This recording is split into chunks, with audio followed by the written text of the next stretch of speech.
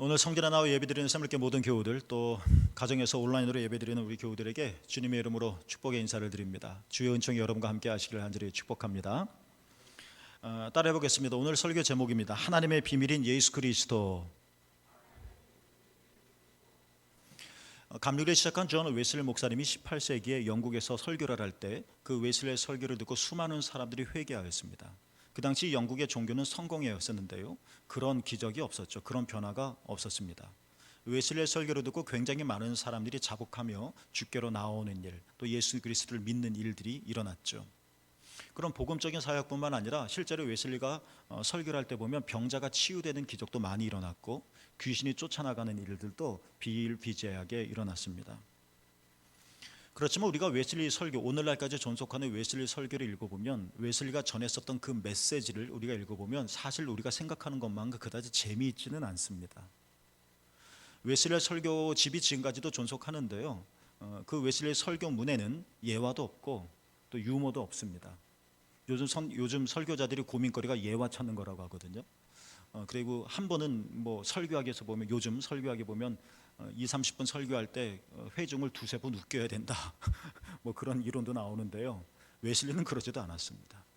그리고 웨슬리는 그다지 말주변이 뛰어나지도 않았습니다. 물론 못한 것은 아니지만 동시대 동료이기도 했었던 조지 휘필드라고 한 사람과 비교해 보면 전혀 그렇게 좀 상대적으로 떨어질 만큼 그랬습니다. 웨슬리의 설교를 읽어보면 굉장히 깁니다. 그리고 어렵습니다. 웨슬리 설교를 본문으로 해서 저도 똑같이 웨슬리 설교문을 저도 주일날 설교를 해본 적이 있었는데요, 그 양을 다 한 번에 주일날 설교하면 1시간 가지고 부족할 만큼 설교의 양도 굉장히 많습니다. 그다지 그렇게 인기 있는 오늘날에 보면 설교 같지가 않은데, 그런데 웨슬리가 그 당시 설교할 때 정말 하늘과 땅의 기적들이 풍성하게 일어났습니다. 그 이유는 요즘도 웨슬리 신학자들이 연구하는 것처럼, 그 이유는 뭐냐? 웨슬리는 오직 하나만 전했는데 그것은 예수님과 성경의 말씀만 증언했기 때문에 그렇다는 것입니다. 예수님도 그러셨습니다.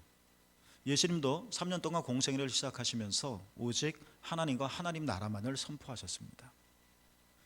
예수님께서 기가 막힌 비유들도 많이 있었지만 우리가 생각하는 그런 우스갯소리 같은 것 설교하지 않으셨습니다.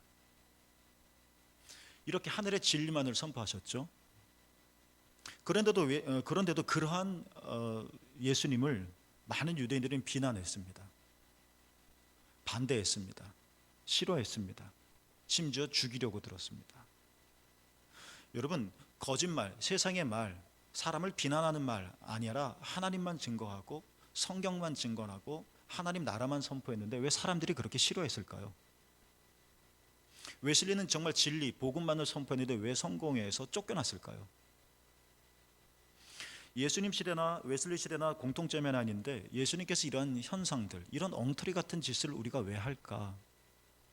예수님께서 친히 요한복음 5장 44절에서 이런 말씀을 하셨습니다. 너희가 서로 영광을 주고 받으면서도 오직 한 분이신 하나님께서 주시는 영광은 구하지 않았기 때문이다 는 것입니다.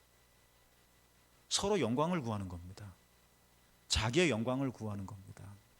그러니까 예수 그리스도 안에 주어주신 하나님의 영광들을 받아들이지 않는 것입니다. 이것이 문제라는 것입니다. 우상숭배라고 하는 것은 우리가 손으로 만든 어떤 형상에 절하고 섬기고 예배하는 것만을 가리키는 것은 아닙니다. 기독교인들이 이런 식의 우상숭배는 거의 없을 겁니다.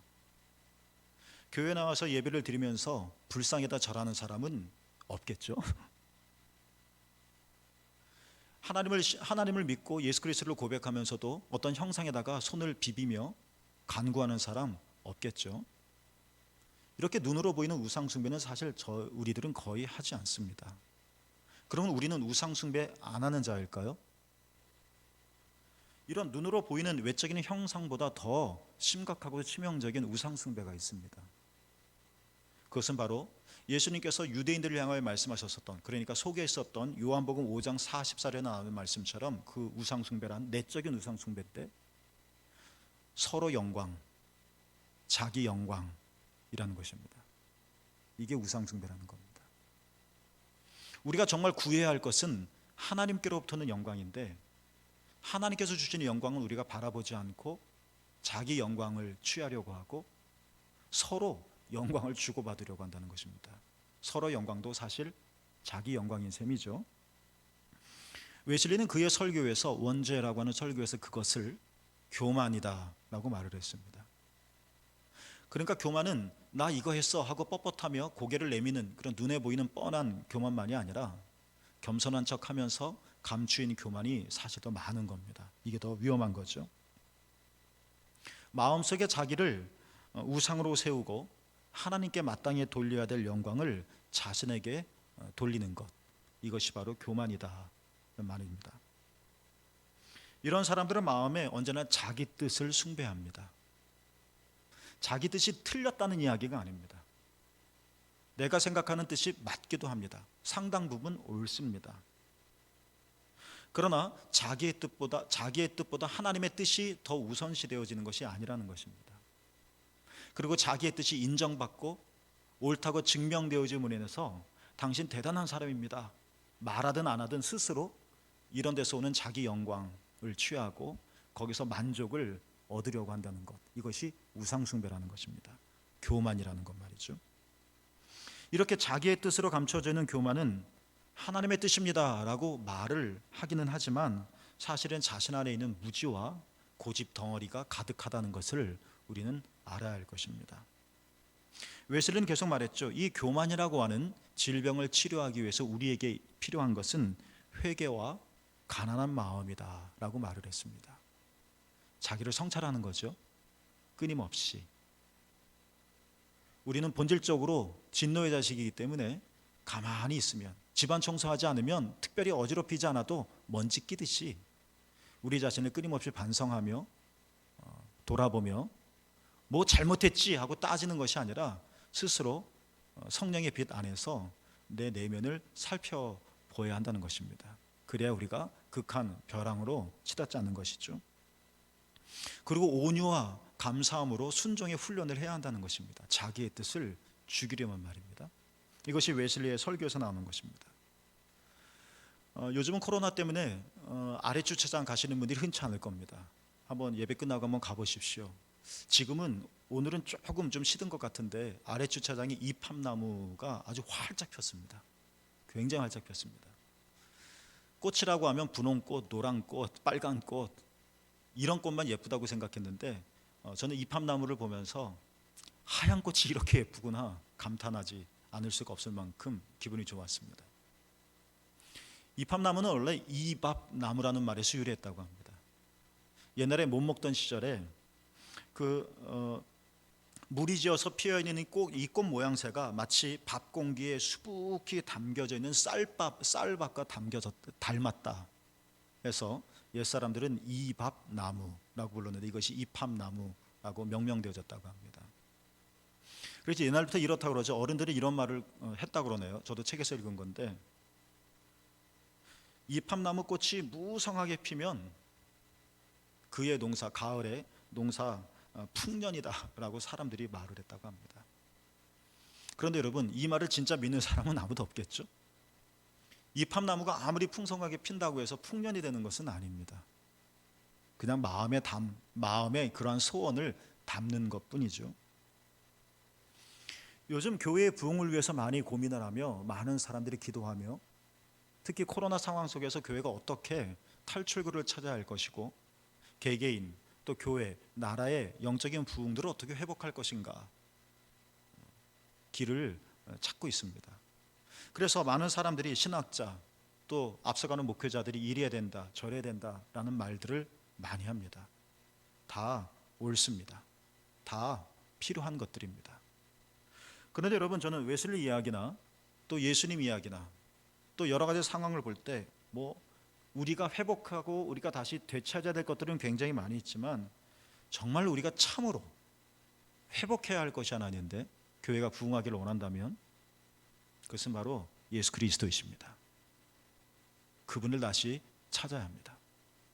다 얻어도 그분을 잃으면 우리는 빈 껍데기입니다. 우리가 다 취하여도 그분이 우리 안에 없으면 우리는 기독교인이 아닙니다. 우리가 정말 잊어버린 것은 교회 건물이 아닙니다. 교리가 아닙니다. 교회 재정이 아닙니다.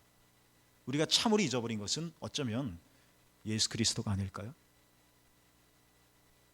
웨슬리는 얼마나 뛰어나기 때문에 기적이 일으킨 것이 아니었습니다. 그분은 오직 예수를 만났고 예수를 선포했기 때문에 그렇습니다. 예수님께서 하나님 나라 오직 그분만을 증언하였고 다른 쓸데없는 말 하지 않으셨습니다. 그때 하늘의 기적이 예수님을 통하여 나타났습니다. 어렵고 힘들 땐 여기저기 우리의 시선이 힐끗힐끗합니다. 여기도 손이 가고 저기도 손이 가고 이것도 있어야 될 것 같고 저것도 있어야 될 것 같고 맞습니다. 그러나 이 시대에 정말 이 어두운 시대에 정말 우리가 회복해야 될 것은 교회나 우리 저를 포함한 여러분 한 사람 한 사람의 영혼 속에 진짜 찾고 회복해야 할 것이 있다면 그것은 바로 우리 주님 예수 그리스도이십니다.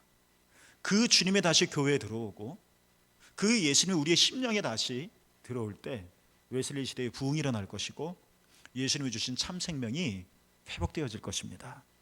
사랑하는 새물교 여러분, 예수님 다시 찾게 되어지기를 주님의 이름으로 축복합니다. 클라이브 웨어링이라고 하는 사람이 있습니다. 아주 촉망받는 음악가였다고 합니다. 그런데 이 사람이 뇌염에 걸려서 병에 걸려서 기억 능력을 상실하였습니다. 그 사람이 기억할 수 있는 한도는 7초에서 길면 30초라고 합니다. 아무것도 기억을 하지 못하는 거죠. 그런데 이 남자가 기억하는 것은 딱 두 가지가 있다고 합니다. 첫 번째, 음악이었습니다. 음악가였으니까. 물론 이 사람은 피아노를 연주하고 나서 7초밖에 기억을 못하니까 연주가 끝나고 나면 내가 무슨 곡을 연주했지 기억하지 못합니다. 그러나 신기하게도 피아노는 잘 칩니다.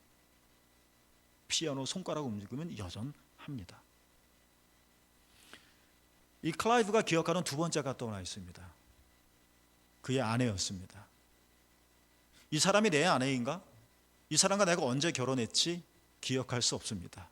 7초밖에 기억을 못하니까. 그런데 자신의 아내가 물을 뜨러 부엌에 잠시 갔다 오면 눈앞에 사라졌다 다시 오는 거지 않습니까? 그러면 몇 년 만에 만나는 것처럼 그 여인, 그 아내를 무척 반가워하면서 매번 다시 사랑에 빠진다고 합니다.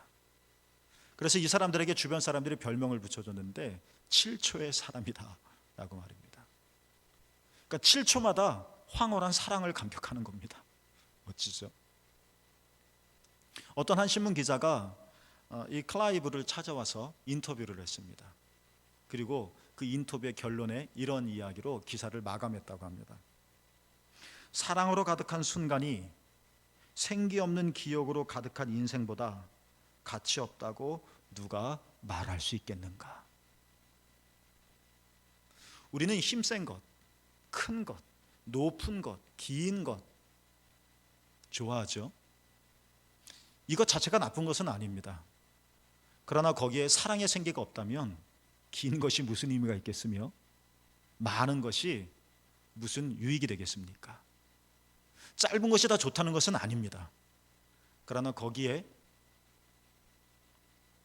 사랑으로 가득한 생명이 있어야 뭐가 의미 있는 것이고 정말 무성하게 꽃이 피는 것이지 않겠습니까?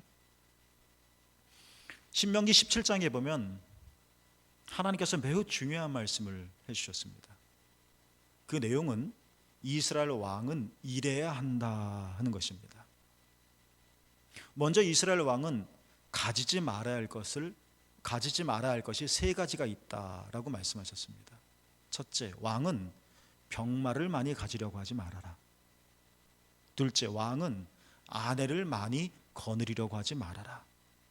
셋째, 왕은 은금을 많이 소유하려고 하지 말아라. 왕족 시대였습니다. 고대 사회였습니다. 이런 것들은 사실 굉장히 필요했습니다.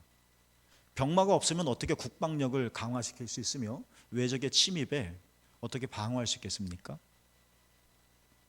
아내가 많다는 이야기는 세욕을 가리키는 것이 아니라 왕권을 강화하는 겁니다. 자식이 많아야 되니까. 그런데 아내가 한 명, 두 명 조금이어서 자식도 많지 않다면 왕권이 어떻게 방대해지고 강해질 수 있겠습니까?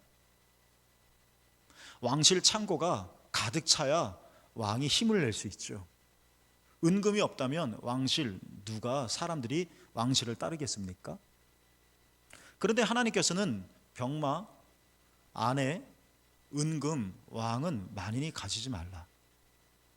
이런 것들이 필요 없다는 것이 아니라 이런 것들을 소유하고 탐하다가, 하나님께 사시려고 하는 말씀의 핵심은 이런 것들을 소유하려다가 가장 중요한 한 가지를 너희가 놓치게 되기 때문에 그렇다.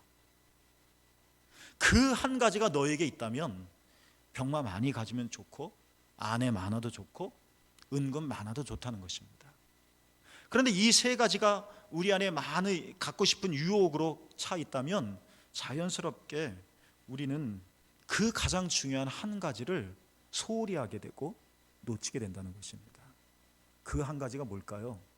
신명기 17장에서 16절 이하에서 하나님께서 말씀하셨습니다. 그 한 가지는 뭐냐? 왕이여, 그대는 율법책을 등사해서, 복사해서 평생 너의 옆에 두고 그것을 읽으며 하나님 경외하기를 배우고 하나님 말씀을 성심껏 어김없이 지켜야 한다. 이게 그 한 가지였습니다. 너희가 만약 그렇다면 너희 마음은 절대로 교만해지지 않을 것이고, 너희가 그렇게 한다면 백성이 백성을 업신여기는 일도 행하지 않을 것이며, 계명을 떠나 자로나 우로나 치우치지 않고, 그래서 너 그리고 너의 후손 영원토록 오래도록 왕위에 오르게 될 것이다. 그 한 가지입니다. 왕의 소망은 무엇이겠습니까? 왕좌에 계속 앉는 것이죠. 왕은 세습이니까 자기의 자손이, 아들이 왕이 되는 것이겠죠. 그토록 소망하는 그것, 오래도록 왕위에 앉게 될 것이다. 병마가 아니라는 것입니다. 필요하지만. 은금이 아니라는 것입니다. 필요하지만. 이런 것들을 다 갖는다 할지라도 한 가지를 잃어버리면 다 잃는 것과 똑같다는 것이고, 그러나 그 한 가지를 차지할 땐 은금, 병마 다 얻게 된다는 것이라는 거죠. 어쩌면 우리는 내 삶의 평화와 행복과 성공을 위해서 허다한 것들을 많이 찾고 다닐 겁니다. 많은 돈을 투자해서 훈련하기도 하고 배우기도 하며 또 개발하기도 할 것입니다.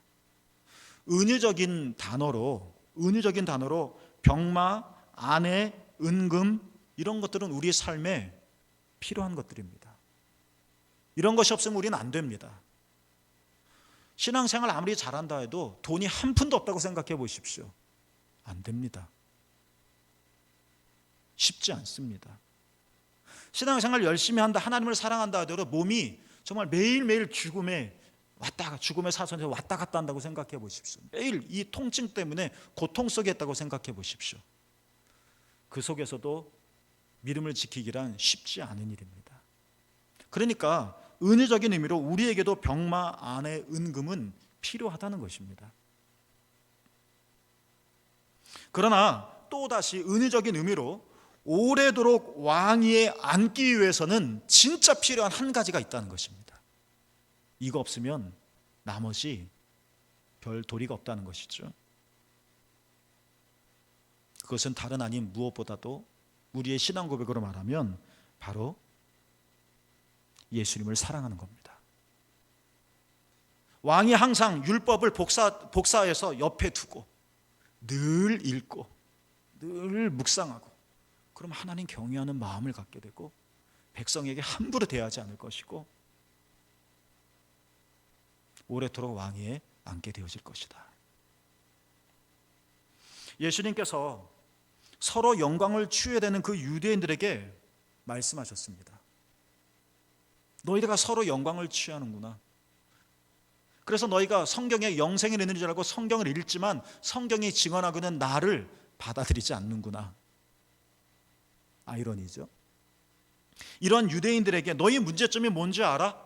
하고 연속적으로 요한복음 5장 42절에서 이런 말씀을 하셨습니다. 다만 하나님을 사랑하는 것이 너희 속에 없음을 알았노라. 유대인들이 하나님 몰랐을까요? 알았죠. 유대인들이 제사를 안 드렸을까요? 드렸죠. 은유적인 표현으로 병마가 없었을까요? 은금이 없었을까요? 있었죠. 그러나 문제는 뭐였습니까? 다만 하나님을 사랑하는 것이 너희 속에 없음을 내가 알았다. 이게 문제라는 것입니다. 여러분, 예수님을 믿는다는 것은 예수님을 사랑하는 것입니다. 믿음에는 그분을 향한, 내가 믿는 그분을 향한 사랑이 이미 내포되어져 있는 것입니다. 사랑하지 않는다면 믿는 것이 아닙니다. 예수님을 참으로 믿는다면 예수님을 사랑하는 것입니다. 여러분, 예수님을 알 뿐만 아니라, 예수님을 회복할 뿐만 아니라 예수님을 더욱더 사랑할 수 있기를 소원합시다. 우리가 예수님을 참으로 사랑하게 되면 세상이 다르게 보이게 되어질 것입니다. 우리가 참으로 예수님을 사랑하게 된다면 사랑으로 가득한 그 클라이브 웨어링처럼 매 7초마다 사랑으로 가득한 순간을 살게 되어질 것입니다. 예수님에 대한 그 사랑이 저와 여러분 이 땅 위에, 모든 교회 위에 가득하기를 주의 이름으로 축복합니다. 제가 참 좋아하는 이야기가 하나 있습니다. 그래서 이건 복음을 설명하기 너무 딱 좋은 이야기입니다. 실제 있었던 일인데요. 대단한 예술품을 수집하는 한 아버지가 있었습니다. 그런데 아들이 전쟁터에 나갔다가 그만 전사하고 맙니다. 하나밖에 없는 그 아들이 죽었다는 전보가 날라왔습니다. 그 전보에는 이런 내용이 적혀 있었습니다. 위안이 되실런지 모르겠지만 귀하의 아드님은 다른 이의 목숨을 구하려다가 전사했음을 알려드립니다. 그 다른 이, 아들이 다른 이의 목숨을 구하다 죽었다고 그랬으니까 그 다른 이 살아났죠. 그 다른 이가 후에 속죄의 마음으로, 그 아들이 나를 위해 죽었으니까 그 속죄의 마음으로 그 아들의 초상화를 그려서 그 아버지에게 전해주었습니다. 전문가인 아버지가 보기엔 정말 예술적 가치가 없는 그림이었습니다. 아마추어니까. 그러나 누가 보더라도 그 그림의 아들은, 남자는 내 아들이다 알 수 있을 만큼 또렷했습니다. 시간이 흘렀습니다. 아버지도 세상을 떠났습니다.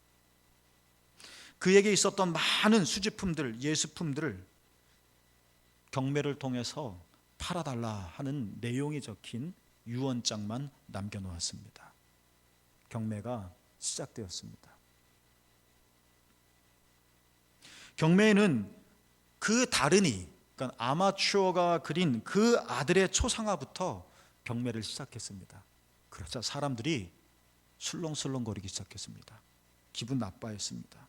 왜냐하면 경매라면 뭔가 좀 예술적인 가치가 있고 돈이 될 만한 물품들이 나와야 되는데 형편없는 그림이거든요.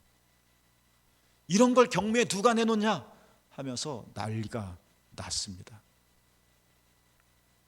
그렇지만 그 중에 한 사람, 그 초상화를 $9 50센트에 샀습니다.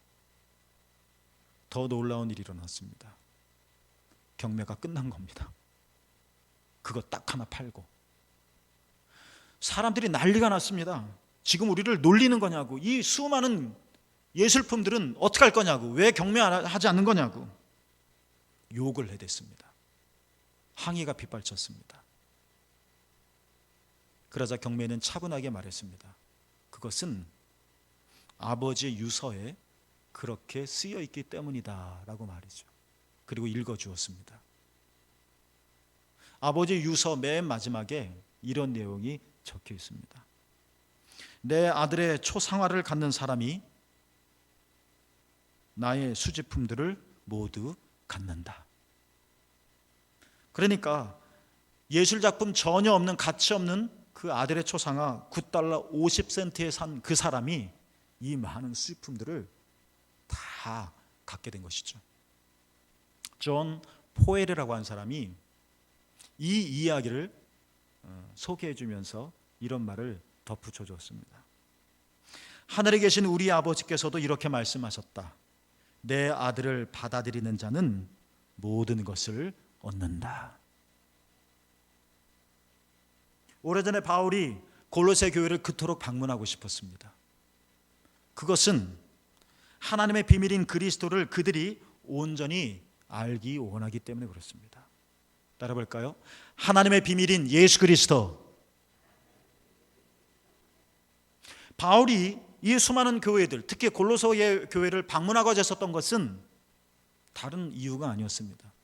너희가 예수님을 잘 알기를 원한다. 왜냐하면 예수님은 하나님의 비밀이기 때문에 그렇다. 그러면서 3절에 왜 비밀일까요? 이런 말을 합니다. 그리스도 안에 뭐가 있다? 3절에 모든 지혜와 지식의 보화가 감춰져 있느니라.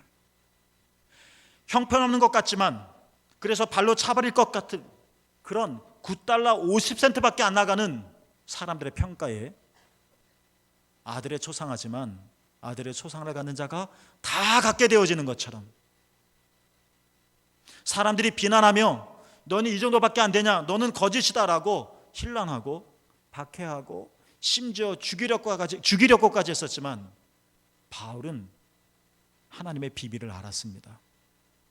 이 예수님 안에 모든 지혜, 모든 지식, 모든 보화가 감추어져 있다. 여러분, 우리가 정말 성경의 단어적인 표현으로 우리가 찾고자 하는 것이 지혜고 지식이고 보화이지 않습니까? 이것들을 어떻게 얻을 수 있습니까? 지식 하나를 얻으면 또 다른 지혜가 빠져나가는 것 같고, 보화를 얻으면 지식을 잃어버리는 것 같고, 반복하지 않습니까? 바울이 고백합니다. 예수님은 하나님의 비밀이다. 사람들에게 감춰져 있다는 것입니다. 눈먼 사람들에게는 알지 못하는 것입니다. 형편없는 그림, 뭘 할 수 있겠어? 그러나 바울은 비밀을 압니다. 존 포엘은 그 비밀을 압니다. 9달러 50센트에 산 사람은 그 비밀을 안 겁니다. 선물교 여러분, 우리 더욱 예수님을 소유하며 갑시다. 그분 안에 모든 것이 다 있습니다. 그분 안에 우리가 찾고 있는 것들이 다 있습니다. 그분을 얻으면 우리는 다 얻게 되어집니다. 그것들을 체험해 보십시오. 비밀입니다. 비밀. 예수님께서 내 죄를 깨끗하게 씻었다는 것을 내가 참으로 믿고 고백한다면 너에게 더 이상 정죄함이 없다. 성령의 법이, 생명이, 참으로 예수님께서 나의 모든 죄를 용서하시고 나를 받아주셨다. 이 사실을 내 마음 깊은 곳에서 참으로 믿는다면 우리는 자유로워질 것입니다. 그리스도 예수 안에서 하나님께서 나를 하나님의 자녀로 삼아 주셨다. 나는 하나님의 자녀다. 나는 하나님의 아바 아버지라고 부른다. 이 사실을 내 영혼 깊이 참으로 확신하게 된다면 우리는 삶의 어떤 풍파 속에서도 평화로울 것입니다. 그렇지 않겠습니까, 여러분? 예수님은 하늘의 비밀이기 때문에, 하나님의 비밀이기 때문에, 예수님 안에는 지혜와 지식과 그 모든 보화가 감춰져 있기 때문에, 그것이 무엇이든 나를 사랑하시는 주님께서 내게 가장 선한 것을 주심을 내가 믿는다면, 이 사실을 참으로 우리가 믿는다면 우리는 일희일비하지 아니할 것이며 작은 것에 요동치지 않을 것이며 우리는 두려워하지 않게 되어질 것입니다. 하나님은 나에게 최고로 주실 거야. 하나님은 지금이 아니라도 내일이라도, 모레라도, 아니면 정말 영원한 하나님에 가서라도 나에게 항상 최고를 주실 거야. 내 눈앞에 당면한 이 일들에 대해서 깜짝 놀라긴 하더라도 우린 다시 평화 속에 걸어가며 두려워하지 않게 되어지겠죠. 하나님의 비밀인 예수 그리스도, 그분 안에 모든 지혜와 지식과 보화가 감춰져 있습니다. 예수님을 얻으십시다. 예수님을 사랑합시다. 그래서 이 힘든 세상 속에서 우리는 진짜 가진 것이기 때문에 우리는 거룩하고 평화롭게 살게 되어질 것입니다. 새물교회 여러분들이 바로 그런 분들 되어지기를 축복합니다. 기도하겠습니다.